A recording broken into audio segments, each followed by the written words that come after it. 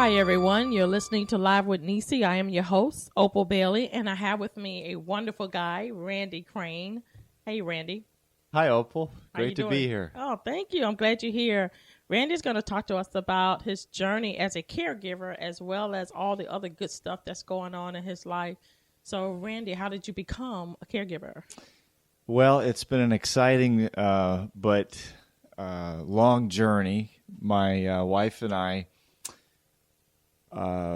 guess about 5 years ago, we bought a house and was really excited about that. And my parents moved in with us, and they were kind of getting a little older in health and needing some extra care. And so we were there to kind of take care of them. And I've had just a wonderful life with them, being able to just have fun. And my dad retired at 65, and virtually most of their life we were able to spend time and just do fun things. But when they moved in with us, their health was obviously a challenge, both of them. And so we took care of them, and my wife was working at the time. I have had my own business for quite a while, but we took care of them. And it got to a point, though, where their health became more of an issue, and that led into really them needing more full-time care.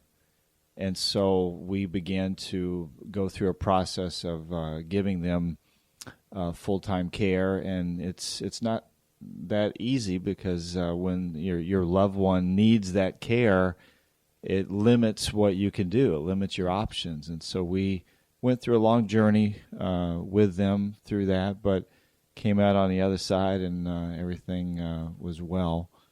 But so we know what it's like to help family members or loved ones that need that care and need someone there with them. Mm-hmm. How did you both handle the transition from being, the husband and wife, now husband and wife, caregivers of your family? How were y'all able to handle the transition together and taking care of your parents? Lots of prayer. Lots of prayer and chocolate. Hey, that'll work.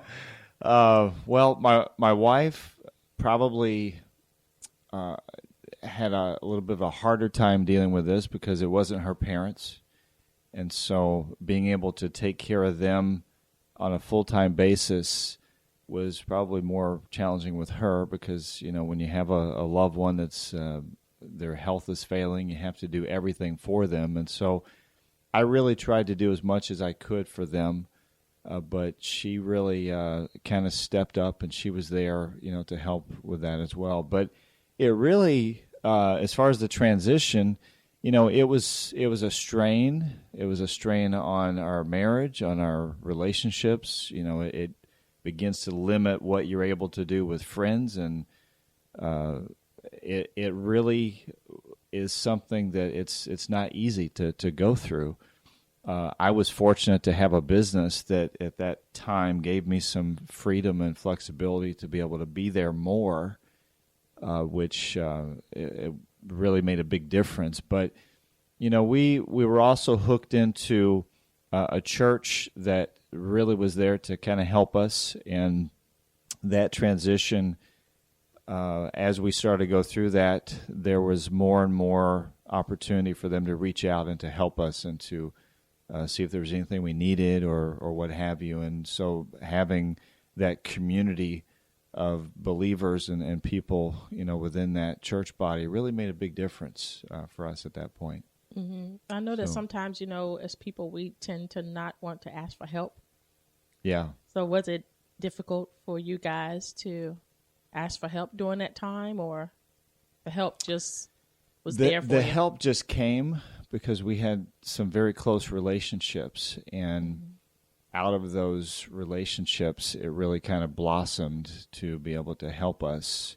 But along that process, through that process, hospice came in and began to help us with the more, 24-hour care and stuff that we needed. So that was a huge help. But just having those folks who were connected with us and say, hey, is there anything I could do?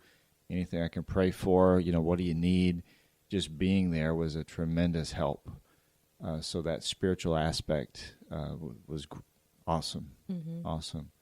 So with the hospice being there, did that kind of help you and your wife to be able to have some time together, or did your time continue to stay focused on what's that's a going great on? question. We had some strain, but because oftentimes they would come at night to be able to take care of them, but we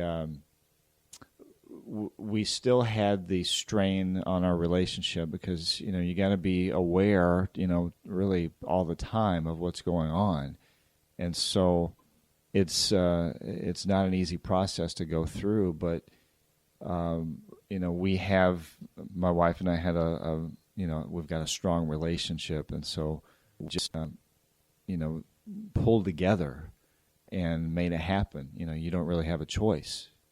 It's just you do it, and then but as you're going through, you're kind of helping each other and doing whatever you can to make that. I don't know if that answered your question, but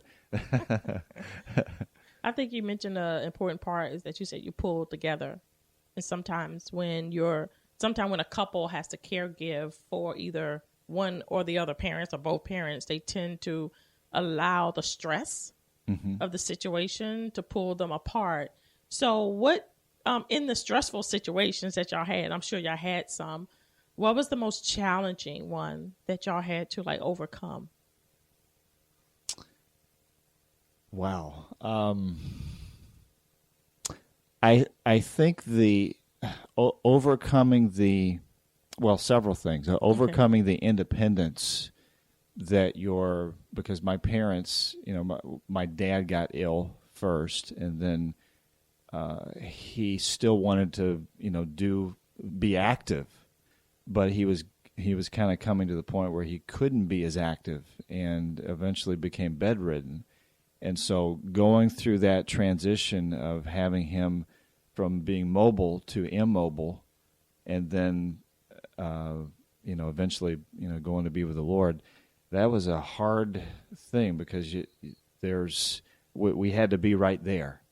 And he would try to get up at night, and there was a couple of nights that he fell, and so we had to always be aware. We put baby monitors in the rooms to kind of have that audio, but it's not easy going through that, and so I think the transition from them losing their independence to lack of mobility, I think, is a huge thing, not only for them but also for us, because we are trying to deal with this emotionally, and how do we keep them together? How do we keep them from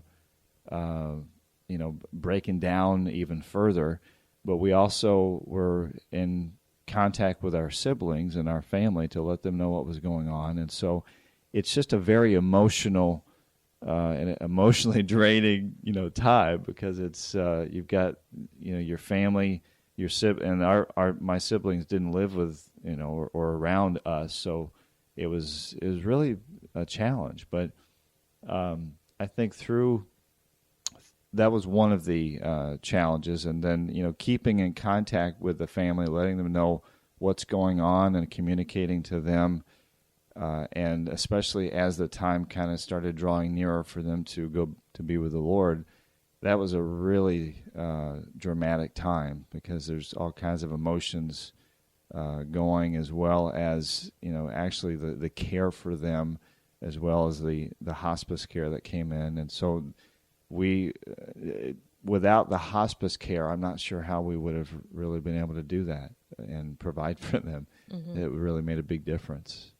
Well, so, when I'm listening to a lot of caregivers, they say that it was as if their doors of their home are just wide open, and people in and out and in and out. And so did you ever feel like you've lost your home, or you were just left there to...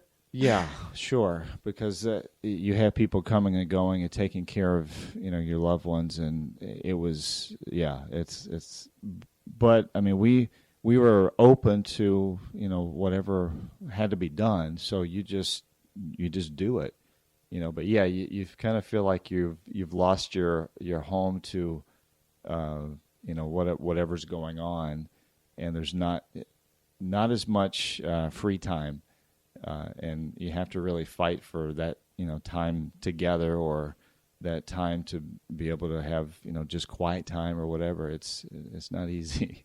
Yeah, especially sure. if you're working. If you have jobs where you have to work too, plus come home and take care of loved ones, it's very straining.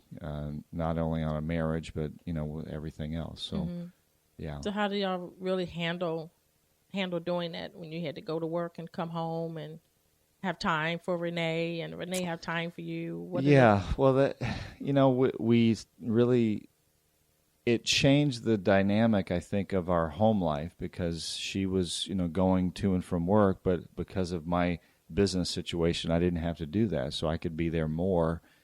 And so whenever she would come home, then she would do what she could, and whether it was meals or whether it was getting them up and doing whatever she had to do.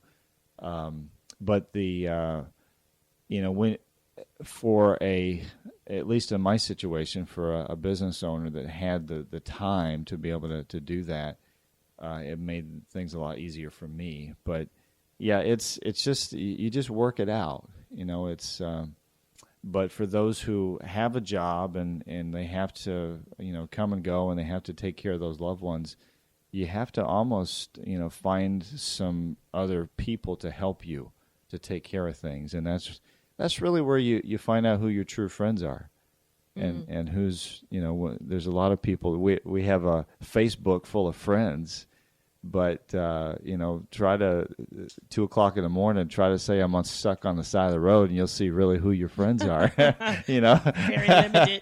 I like this, but when the rubber meets the road, you really find out who is committed and who's there to help you. But it was pretty challenging for probably a couple years. We went through that. So what are some of the things that you and Renee had done to kind of keep the spark, keep the fire, keep the love and the teamwork together? I mean, as far as like activities, did you read to each other? What are some of the things that y'all done to? Well, our faith really played a big part in that, because we knew that God was in control, and we knew that when our parents, left this earth, that they were going to be with Him and spend eternity with Him. So that was comforting. But we enjoy reading, and we enjoy taking walks together, and we lived in an area where it was right on a canal, but you could watch the moon come up in the evening, and so we had a nice porch, so we could just kind of enjoy spending time together there, and it was close enough. I mean, my parents had their own bedroom, and we called it a kind of a master suite, so we were right there if we heard something or they needed something. But it's important to take that time to be together and to do things together, whether it's reading together or taking a walk, or having someone. As my parents started getting more ill and needing more help, it was great to have our other siblings that could come in and help, or hospice care, so that we could go out. Maybe we could go out and have a meal together, or go out and if we had to do some shopping or whatever, that had to be planned. So as that